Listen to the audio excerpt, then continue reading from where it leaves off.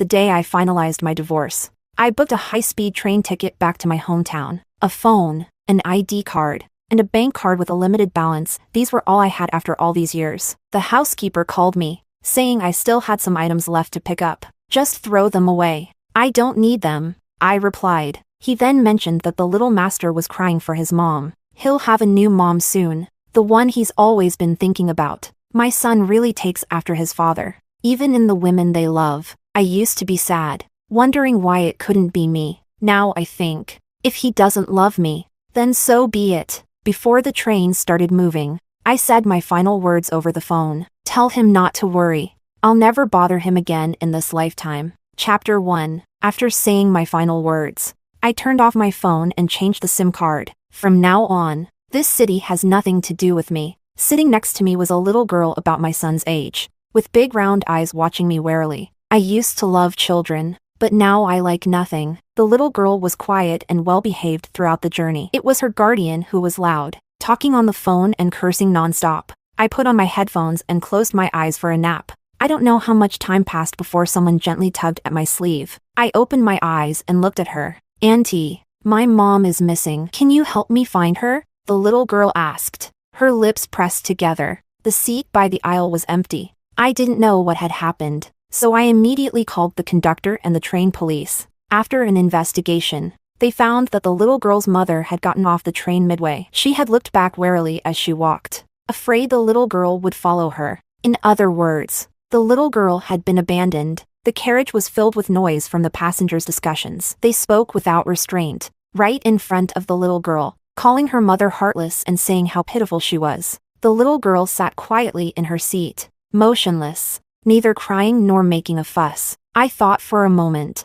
then showed the train police my ID and left my home address and contact information. So when I got off the high-speed train, in addition to my phone, ID card, and a bank card with a limited balance, I also had a child with me. Chapter 2. I officially settled down in my hometown. I tidied up the desolate little courtyard, planting fruits and vegetables. I framed my grandmother's portrait and hung it in the center of the living room. I named the little girl Felisa, giving her my surname, Song. I completed the paperwork and got her registered. From then on, my household registration book was no longer a solitary page. Chapter 3. Feli never smiles. She always has a serious look on her face, staring at me solemnly. She understands everything, mature beyond her years. Though she is only 4, she stands on a stool to cook porridge for me when I'm sick. I think of my own child, the Jiang family's little master, Benjamin, who receives an entire ski resort as a gift when he wants to ski, and an entire candy factory when he wants sweets.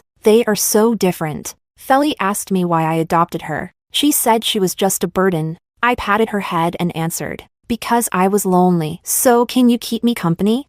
She looked at me, silent for a long time, then nodded vigorously. Okay, I'll stay with you forever. Chapter 4. The days passed by. Feli started kindergarten. Feli started elementary school. Feli became a class monitor. Feli got into a fight. I was very surprised when I received the call from her teacher. Feli is an obedient child, very mature for her age. She wouldn't even give her classmates an extra glance, let alone get into a fight. In her words, they were too childish. I rushed to the school. The teacher met me at the school gate, looking helpless. The child who fought with Feli is a new transfer student. Why did they fight? This was all I wanted to know. The teacher gave me a slightly strange look when she heard my question. What? Benjamin said Feli was trying to steal his mom. What did you say? I stopped in my tracks. The photo in Feli's pencil case, of you and her. The teacher said. Benjamin saw it and said, he said Feli was shameless for trying to steal his mom. I didn't say anything more, following the teacher silently. When we reached the office, the teacher turned to me. By the way, Benjamin's father is already here, standing at the office door. I first glanced at Feli sitting in the corner, quietly doing her homework. Seeing her calm, I breathed a sigh of relief. Out of the corner of my eye, I saw a little boy throwing a tantrum. When he saw me, his eyes lit up, and he ran towards me on his short legs. Mommy!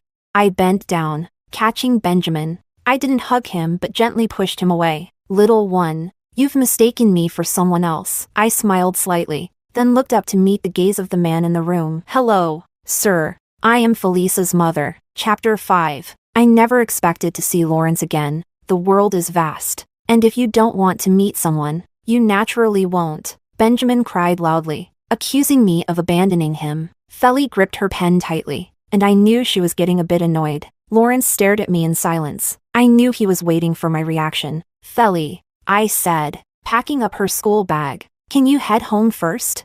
Felly nodded decisively, slung her bag over her shoulder, and left without looking back. As soon as she was gone, Benjamin quickly wiped away his tears and ran over to hug my leg. Mommy, please don't be mad at me, okay? I know I was wrong. I bent down, smiling as I patted his head. Then I looked up at Lawrence. Mr. Jiang, can we talk privately?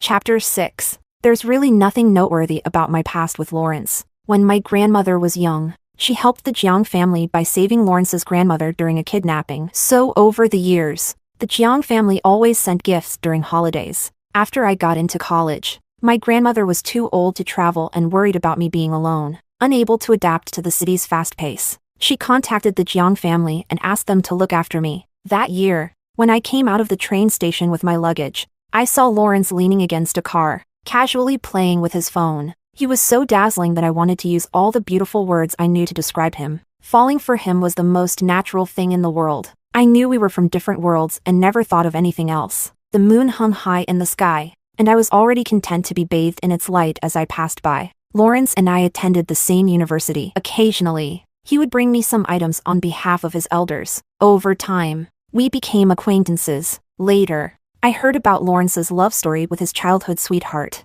Their love was always entangled, with constant sweetness, quarrels, separations, and reconciliations. I was just a spectator, occasionally feeling a bit lost. In my third year, I started an internship far from the university, so I had to commute long distances every day. Once, I ran into Lawrence, and he casually asked how I was doing. I told him the truth. Not long after, I received a call from Lawrence's grandmother, saying there was a vacant house near my company and suggesting I move in. I couldn't refuse the kind offer and was very grateful. After moving in, I noticed traces of Lawrence's life everywhere. Feeling guilty, I kept all my belongings in the guest room to minimize my presence. Until one night, after working late, I came home to find a drunk Lawrence passed out on the sofa. I wanted to avoid suspicion but worried he might catch a cold, so I brought a blanket to cover him. Lawrence opened his eyes and looked at me. I thought he was going to question why I was in his house. Instead, he pinned me down,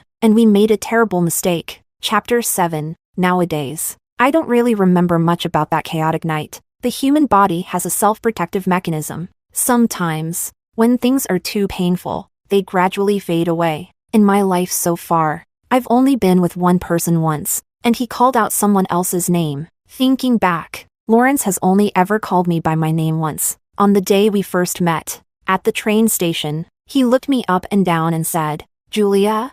Yes, I am. If life were as it was at first sight, why would the autumn wind bring sorrow to painted? Chapter 8. The campus was silent after school. Lawrence and I stood at the end of the corridor, a vibrant green backdrop behind us. Didn't you want to talk privately? Lawrence asked. Say what you need to say. Since he initiated, I didn't hesitate. What have you been telling Benjamin these past few years? What? We've been divorced for 4 years. In these 4 years, I've kept my promise not to appear and have been sending child support to your account every month on time. Children's memories are short. Besides, Ben never liked me as his biological mother. If no one had been reminding him constantly, he wouldn't still remember me, let alone have feelings for me. Lawrence turned his head away. I haven't said anything to him. It's his grandmother who's been reminding him. Then why the transfer? He's been clamoring to come find you. Lawrence paused. I couldn't stop him. Of course. Benjamin is the apple of the Jiang family's eye. Whatever he wants, he gets. Even Lawrence has no principles when it comes to Benjamin. I lowered my gaze, quietly contemplating. After a while, I smiled. It's fine. Once his expectations are shattered, he'll naturally want to go back. I've never been a likable person. Once Benjamin spends enough time with me, he'll realize that his memory has idealized me. In reality, I am still the unlikable, annoying biological mother who will only lower his status. Chapter 9. After returning to my hometown, I opened a small restaurant to make a living. Since I couldn't manage alone, I limited the number of customers. Slowly, it gained popularity and became a trendy spot among tourists. 18-year-old Julia wanted to be a successful woman making millions a year, so she studied computer science. 28-year-old Julia only wanted to guard the small restaurant of less than 100 square meters and quietly spend the rest of her life. Since transferring schools, Benjamin would be brought to my restaurant by a driver every day after school. He's a smart kid who only showed his bratty side on our first day of reunion. Lawrence rarely appeared. Most of the time, the person accompanying Benjamin was the driver. I didn't understand what the Jiang family was thinking. They valued Benjamin so much, yet they trusted him alone in this remote small town. I didn't chase him away. He was the only blood relative I had left in this world. I once stayed awake for 3 days and nights to take care of him when he had a high fever. I once made toys for him by hand, injuring my hands in the process. I must admit, people are inherently selfish. When I did those things for him, I didn't expect anything in return. But after all my efforts, I was somewhat hurt by his disdain, aversion, and dislike. When he was little, he was very attached to me. He needed me to sleep, and he needed me to carry him when we went out. I relied on his dependence on me to endure countless cold stares and grievances at the Jiang family. But as he began to develop his own will, learned to walk,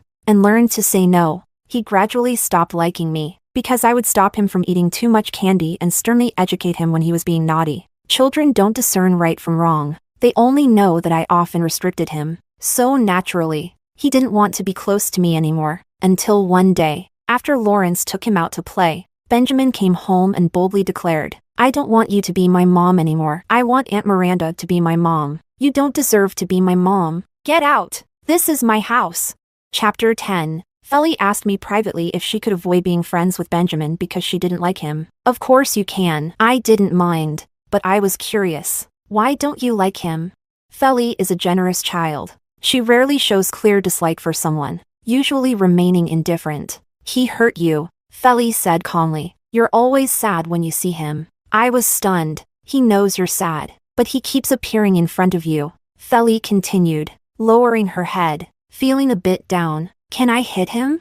I can't beat the adult yet, but I can beat Benjamin." Felly thought for a moment. "Mom, can you send me to learn martial arts? I'll become really strong. Mom, I'll protect you." I agreed to send Felly to learn martial arts. She studied with great dedication. The master said, "Your Felly is tougher than many older kids." I remembered Lawrence once mocking me, pointing at my nose. "Who would ever love a woman like you?" "That's not true, Lawrence. Grandma loved me, and Felly loves me, and now, I love myself too." Chapter 11. Lawrence occasionally shows up, always arriving looking travel-worn. He sits in my restaurant, orders a couple of dishes, eats, and then takes Benjamin home. Neighbors ask if Lawrence is pursuing me. They don't know Lawrence is my ex-husband. They only know a wealthy bachelor is chasing after a divorced middle-aged woman with a child. I always laugh and deny it. He's not blind. Why would he be interested in me?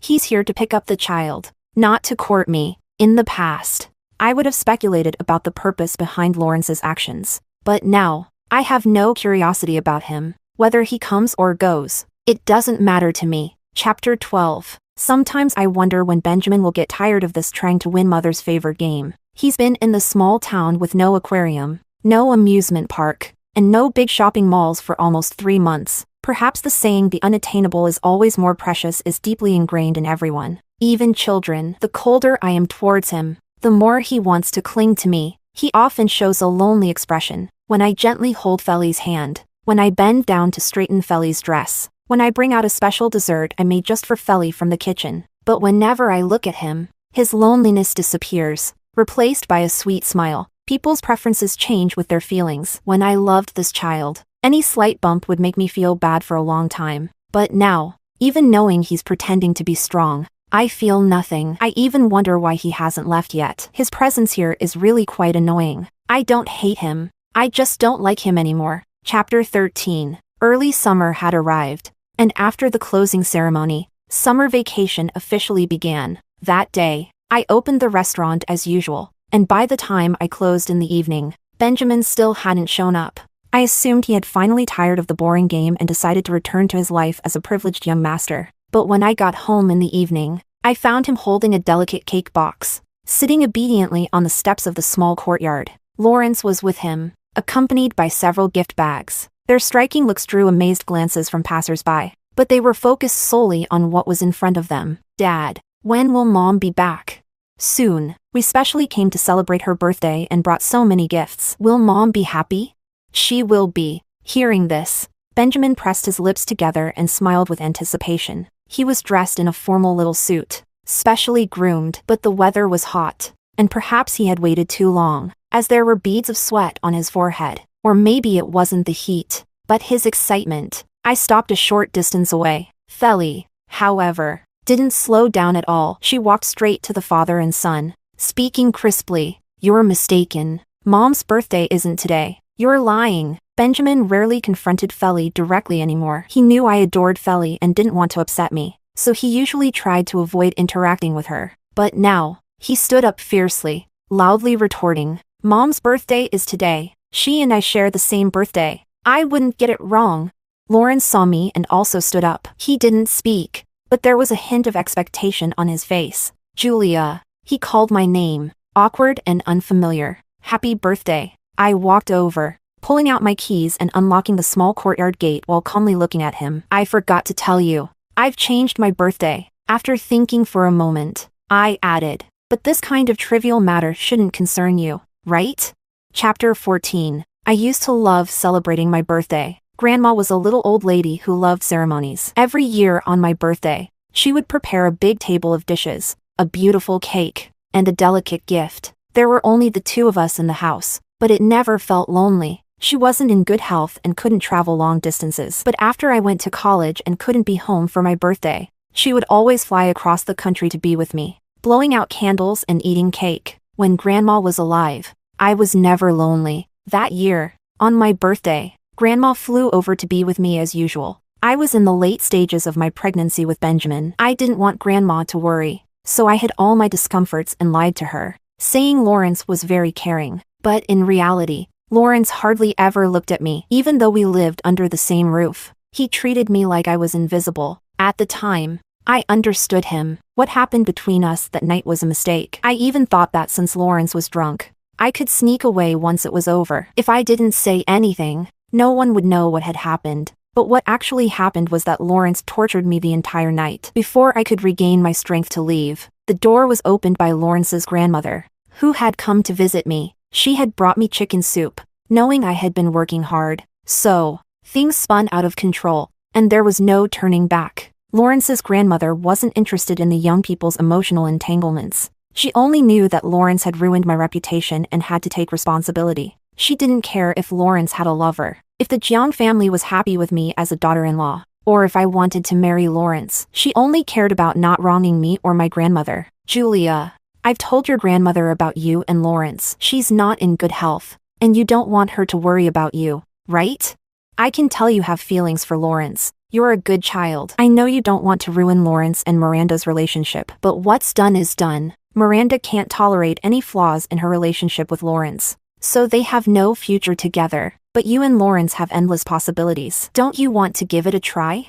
I have to admit, for a moment, I was tempted, but before I could make a choice, I found out I was pregnant. The symptoms were severe, impossible to hide. So, I had no way out. I had to grit my teeth, endure Lawrence's hateful looks, and start a marriage that was destined to be unhappy. Sometimes, I hated my own deep-seated tendency to compromise. I had to act happy and sweet in front of the elders and indifferent in front of Lawrence. But in truth, I was not happy. I was in pain. Morning sickness was painful. Swelling was painful. Cramps were painful. Being despised by the Jiang family was painful. Being hated by Lawrence was painful. Being mocked by Miranda was painful. I endured it all and faced yet another birthday. Grandma was very happy. She not only prepared a gift for me but also for her future grandchild. She said she wasn't leaving this time and would stay until I gave birth and finished my postpartum period. But Grandma didn't get to see Benjamin being born. On my birthday, I took her out for dinner. She witnessed Lawrence and Miranda holding hands and kissing sweetly. Then she had a heart attack and ended up in the hospital. Chapter 15. My resentment toward Lawrence probably started around that time. I wasn't the one who made a mistake. I was the biggest victim. So why did I have to bear all the consequences? As soon as Grandma was sent to the hospital, she was taken to the emergency room. Not long after, the Jiang family arrived. Lawrence's grandmother slapped him hard in front of me. But I didn't want to stop her. I only stared at the surgery room, hoping the doctor would bring me good news. However, it wasn't long before the light in the surgery room went out. The doctor came out and regretfully told me to say goodbye to the elder. How ridiculous. To say goodbye. My grandma, just an hour ago, was smiling and holding my hand, saying she had personally made soft clothes for her good grandson. And now, I had to say goodbye? Lawrence's grandmother cried miserably, repeatedly saying she was sorry to me and to Grandma. I couldn't hear anything. I was just in a daze, gripping Grandma's hand tightly, afraid that if I let go, I would never touch her again. I know you're not happy in your marriage. You just don't want me to worry. So you say nothing. Grandma lay on the bed, looking at me with pain in her eyes. I'm sorry, Julia. Grandma can't be with you anymore. She cried in agony, choking on her words. Julia, what will you do if someone bullies you? What if no one is good to you? Who can I entrust you to? Don't worry, dear sister. I will take good care of Julia, Lawrence's grandmother vowed tearfully, pulling Lawrence to make him promise too. Lawrence knelt by the bed, telling Grandma, don't worry, Grandma. I will take good care of her. Grandma looked at him with cloudy eyes and smiled sadly. The biggest regret of my life was asking your family to take care of her. She clung to my hand, her eyes filled with reluctance to part with me. But in the end, she still left. She left with resentment, regret, and deep sorrow. I clutched my aching belly, and in the midst of my collapse and despair, I screamed through most of the night in the delivery room, giving birth to Benjamin, perhaps out of guilt. Lawrence rarely saw Miranda after Grandma's death and often helped with the child. Though he still didn't speak much to me, at least we maintained a polite distance. Miranda went abroad because of her heartbreak and rarely contacted Lawrence. I thought my life would continue like this, stuck in an unhappy marriage, with a husband who didn't love me, and a lovely son. But then Miranda came back, and upon her return, she took away all of Lawrence and Benjamin's attention, all the family affection I might have had and the love I never received. Miranda took without hesitation. On Benjamin's birthday, she said she had prepared a grand surprise for him, so Benjamin ran to her without hesitation, leaving me behind. Lawrence said that Miranda still didn't like me, so he wouldn't take me along. He promised to bring Benjamin back before sunset to celebrate my birthday with me. But that day, they didn't return until after midnight. Lawrence called and said Benjamin was too tired from playing and had fallen asleep. He didn't want to wake him, so they stayed out. In the silent night, I sat by the window for a long time. I thought of Grandma's last words, holding my hand and asking what I would do if no one treated me well. Grandma, I no longer like celebrating my birthday. Chapter 16. Out of courtesy, I let the father and son in and poured them some water. Feli took the calendar from the cabinet and pointed to a date circled in red. This is Mom's birthday. Benjamin looked at me uneasily, his eyes wet, wanting to speak but not daring to. They really were alike, father and son, from appearance to behavior. It seemed like I had only provided the womb because there wasn't a trace of resemblance to me and Benjamin. Lawrence piled the gifts in an empty corner. This time it was my oversight. Next time. There's no need to prepare these next time. I interrupted. There's no need to come next time either. Lawrence's back stiffened, and after a long pause, he turned around. Sorry, can we talk privately? How rare it was for these words to come from his mouth. I made sweet drinks for the two little ones, turned on the TV to the children's channel, and then led Lawrence to the pavilion in the yard. This place is beautiful, Lawrence said, somewhat awkwardly. Thanks for the compliment. I got straight to the point. Please, say what you need to. I noticed you don't have another man in your life at the moment, Lawrence said. If you don't mind, can we remarry? I stared at him, silent. Lawrence awkwardly averted his gaze. I just think we should give the child a complete family. Ben has changed a lot recently. He's not as willful and spoiled as before. So, aren't you married to Miss Miranda? Lawrence was stunned. Back then, everyone told me she was the suitable wife for you, Benjamin's mother. Although you never directly said it, I assume you agreed. So I took the initiative to step aside. What? You didn't end up together? Lawrence couldn't withstand my gaze. His hands clenched and unclenched unconsciously. That's all in the past. And so are we. But we have a child. So what? Lawrence, stop using others as excuses. First it was Miranda. Now it's Benjamin. I smiled softly. Is it so hard to admit you have feelings for me?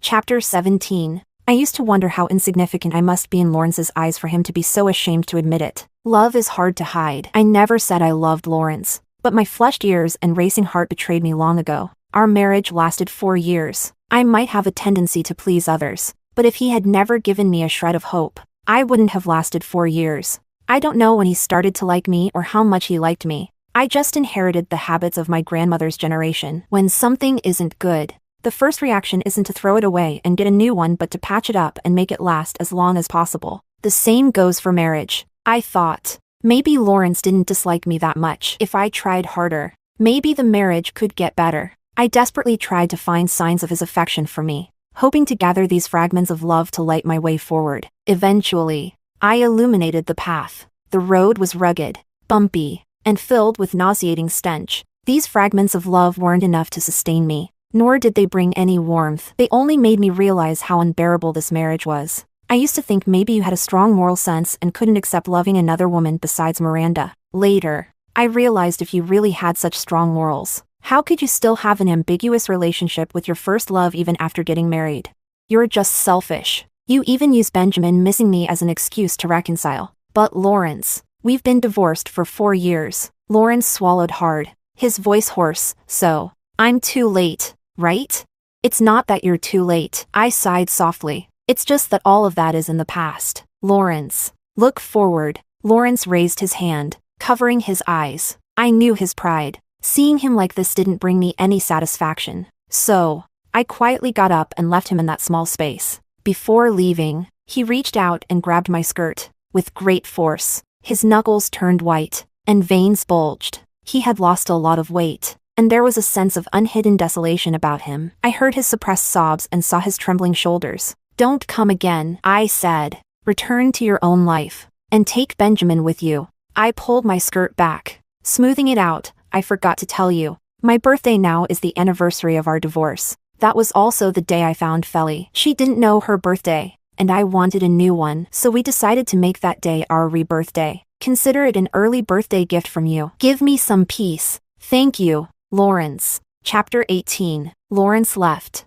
taking Benjamin with him. He didn't say anything, but Benjamin guessed. Before leaving, he clung tightly to my leg, refusing to let go. He cried miserably, his voice sharp and hoarse, his face flushed red, sobbing as if he were about to faint any second. I won't go. Let me go. I want my mom. He struggled desperately, begging me. Mom, please don't abandon me, okay? I'll be good and obedient from now on. I won't make you sad anymore. Please don't send me away. Dad, you're a liar. You said Mom would forgive me. Big liar. Big bad guy. Go away. Mom. The car door slammed shut, and I saw Benjamin crying and clinging to the window, banging on it with all his might. Looking at me pitifully, Lawrence pulled him away, holding him down firmly, and ordered the driver in a deep voice, "Drive." He didn't look at me again. Not once did he turn back. Feli stood beside me, looking up at me expectantly. What is it? I asked gently, looking down at her. They won't come back, right? No, they won't. Mom, are you sad? I just smiled and rubbed her head. Feli, everything will pass. Remember, no matter how painful things are, as long as you keep moving forward, with determination and without looking back, you will get through it. I've already walked far ahead, but it seems Lawrence and Benjamin are still standing in the same place. But it doesn't matter. We were never meant to be on the same path, so there's no need to stop and wait for them. That night, I had a dream. In the dream, I returned to a few years ago, to when Benjamin was just born. I was so exhausted from taking care of him that I fell asleep on the sofa. In my days, it was Lawrence, coming home late from work, who picked me up, carried me upstairs, and gently placed me on the bed. He brushed my hair away from my forehead and gave me a tender kiss. Good night, honey. At that moment, I truly believed I could spend my life with him. Later, I understood that a lifetime is too long, and no one can accompany anyone through it entirely. He was a passerby in my life, a vivid brushstroke in my otherwise calm existence. But that's all he was. Lawrence, you and I, long ago, it was already the end for us. Epilogue 1. After Lawrence and Julia divorced, the atmosphere in the Jiang family was gloomy for a long time. The woman who was unwelcome by everyone was finally gone, but the expected relief did not come. Lawrence, always a man of few words, spoke even less after the divorce. He was busy with work, either on a business trip or on his way to one. Even when he came home, he usually fell asleep immediately. Benjamin, on the other hand, seemed carefree, running around with the nanny every day and throwing tantrums whenever things didn't go his way. But one day, he suddenly asked, "Where's Mom?" The nanny didn't know how to respond. Benjamin was proactive. He looked under the table, in the wardrobe, in the garden, searching for a long time but finding nothing. Where did Mom hide? Children forget easily, but Benjamin was smart. He could clearly recall the last time he saw Julia. That morning, before Julia left, she smiled, bent down, and patted his head. "Ben, Mom is leaving. I used to hope you'd be a good and obedient child, but now I understand that you're different from me. You have the privilege of being willful. In the days to come, be happy and joyful." At that time, Benjamin didn't take these words to heart. He was annoyed by Julia's lectures and resented her control over him. But now, as he remembered those words and looked around the large villa, realizing Julia's presence was nowhere to be found, he finally realized and started to feel sad. That evening, when Lawrence came home, Benjamin unusually grabbed his hand. "Dad, did you fight with Mom?" Lawrence stopped and looked down at him. Benjamin's innocent face frowned. "Can you apologize to Mom and make up with her? I haven't seen her in a long time. I want to eat Mom's sweet and sour ribs. Can we have them tonight?" Lawrence looked at Benjamin's expectant face, first expressionless, then slowly revealing a cruel smile. "I didn't fight with her. I divorced her. Do you know what divorce means? Divorce means she doesn't want you anymore. She will never see you again. No matter what you want to do, she won't care anymore. She abandoned you. Understand?" He seemed to enjoy the fear on Benjamin's face and repeated, "Benjamin, she doesn't want you anymore. She'll have other children, more obedient and cuter than you. You mean nothing to her now. You're lying. Mom wouldn't abandon me." Benjamin screamed. "You're the one she left. Mom said she loved me the most. She lied to you." Lawrence laughed. "Benjamin, you were deceived. Loved you the most? You believe that nonsense?" "Lawrence, what are you saying to the child?" The elders of the Jiang family rushed over, quickly holding the distraught Benjamin, comforting him softly. "Ben, don't cry. Dad was just joking with you. I want Mom. Mom is busy right now. She went back to her hometown and will be back in a few days. Okay?" No. I want to see her now." Benjamin struggled forcefully. Lawrence despised Benjamin's willfulness the most. He watched Benjamin's tantrum indifferently, like an outsider, without a hint of emotion. Even when Benjamin cried so much he almost vomited, Lawrence just frowned slightly and went upstairs. The bedroom was exactly the same as before Julia left, including the large wedding photo on the wall. Sometimes Lawrence didn't understand his own thoughts. When he and Miranda broke up, he blocked her, deleted her number, threw away all mementos, wishing everything related to her would disappear from his world. But after divorcing Julia, he threw nothing away, as if throwing things away meant losing. He tried hard to keep his emotions stable, to prove that Julia's departure didn't affect him at all. He thought it was just a woman he didn't love. Divorce was supposed to be a relief. Half a year after the divorce, Miranda asked him if he wanted to get married. Lawrence was silent for a while and then said, "Forget it. Benjamin was still causing a fuss looking for her a few days ago. If I marry you, he'll probably throw a huge tantrum." Miranda looked into his eyes and asked, "Are you really not marrying me just because of Benjamin? What else?" Miranda laughed, a hint of mockery in her tone. "Lawrence, sometimes I admire you. After all, you even deceive yourself." Lawrence didn't understand. What was he deceiving himself about? Epilogue 2. When Benjamin turned 18, Lawrence was still single, but Julia had remarried. She married a programmer, shy and quiet but very kind to her, perhaps out of love for her. The programmer even cared a lot about Benjamin, his stepson. On the wedding day, Benjamin attended the ceremony. When he came back, at the dinner table, he mentioned to Lawrence that the atmosphere at the wedding was very nice, with not many guests but very lively. Lawrence just silently chewed his food, not even bothering to give him a glance. This was the usual way they interacted. There wasn't much affection or conversation between them, just the polite but distant relationship typical of a wealthy family. So Benjamin didn't know that Lawrence also attended the wedding that day. Not only did he go, but he also gave a red envelope. Inside was a bank card. "Julia didn't take it. Keep it. I know you don't need this, but it's just a little gesture from me. I can't give you anything else." Julia shook her head. "You don't need to give me anything. She wore a simple dress, not as grand as her wedding to Lawrence, but her smile was much more genuine. Lawrence looked at her once and then looked away. He was afraid that if he looked any longer, he would break down in tears and beg Julia not to get married, not to leave him. The dressing room was very quiet. Someone knocked on the door. Is the bride ready? It's time to go on stage. Ready. Julia stood up and asked Lawrence. Ben is outside. Why don't you join us for a meal before you leave? No. Lawrence shook his head, stood up, and walked to the door first. With his hand on the door handle, Lawrence suddenly spoke. By the way, there's something I've never told you. I used to be jealous of Benjamin and Grandma. Julia was surprised. What did you say? Everyone said you loved me deeply, but I always felt that in your heart. Grandma was more important than me. Lawrence's tone was calm, so I was always unhappy. Then Benjamin was born. No matter what we were doing, as soon as Benjamin cried, I ceased to exist in your eyes. Lawrence said, so, I always disliked Benjamin. Maybe subconsciously. I always wanted all your attention. Lawrence laughed self-deprecatingly. Too bad I wasn't that lucky. So he lost what he originally had too. And I wasn't drunk that night. I was very clear-headed. Lawrence finally turned around and looked at Julia. If you're ever unhappy in the future, come to me anytime. But if you're happy, don't tell me. You know, I'm not a good person. Seeing your happiness not involving me, I'd want to ruin it. From the first day the programmer appeared by Julia's side, Lawrence knew. The desire to destroy instantly broke free, like an ugly reptile, lurking in the shadows, plotting to ruin Julia's second chance at happiness.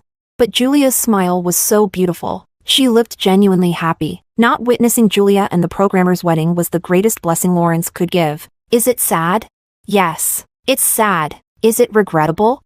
Yes, it's regrettable. But no matter how sad or regretful, in this lifetime, he and Julia are over. Lawrence thought of the year he first met Julia. He was reluctant to pick up the country bumpkin sent by his grandmother. Just a second before seeing Julia, he was complaining to his friends on his phone. But when he looked up and saw Julia, he almost stopped breathing. She was like a cool breeze, sweeping away all the summer heat, leaving only the sound of cicadas and the dappled sunlight through the trees. The attraction was instantaneous. He did many things he couldn't understand, his eyes unconsciously following her in every moment of life. By the time he realized it, there was no turning back for them. He watched as the sunlight on her gradually faded, shadows growing larger. At that time, he really thought she would stay by his side for life. In a daze, Lawrence seemed to dream. In the dream, he returned to their wedding day. The officiant held the microphone and asked him, "For richer, for poorer, in sickness and in health,